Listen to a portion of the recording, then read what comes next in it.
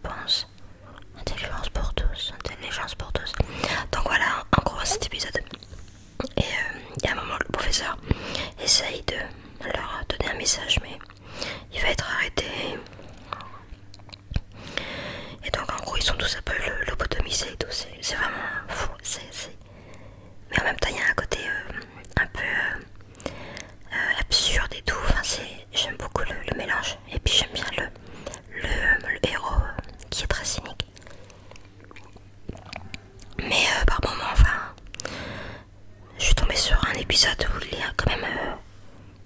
il est un peu naïf, je sais pas trop en fait, parce que par moments il tombe dans des pièges un peu faciles, donc je sais pas comment ça va finir. Il paraît que c'est pas... que la fin n'est pas très... enfin que c'est une fin un peu ouverte, donc on n'aura pas vraiment les réponses. Moi ce que j'aimerais savoir c'est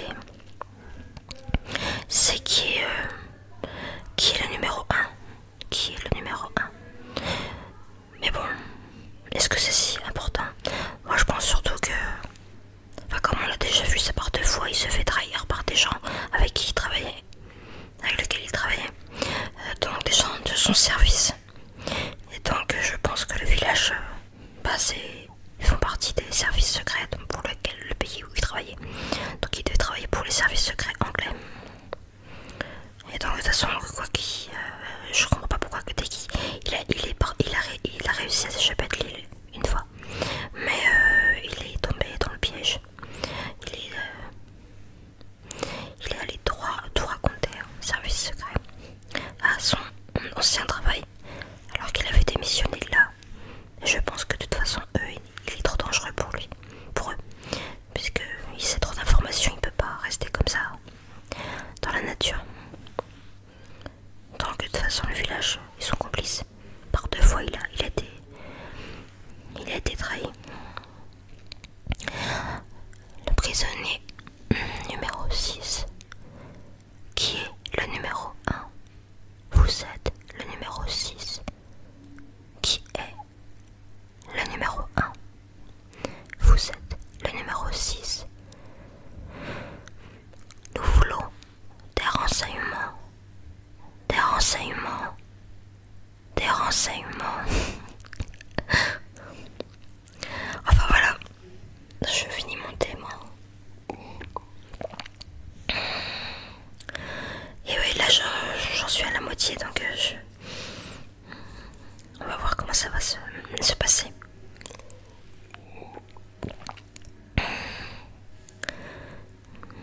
Bonjour chez vous. Ils disent tout ça. C'est la petite phrase. Bonjour chez vous. Il y a qu'un petit geste comme ça. Bonjour chez vous. Je vais faire des petits sons pour conclure cette vidéo.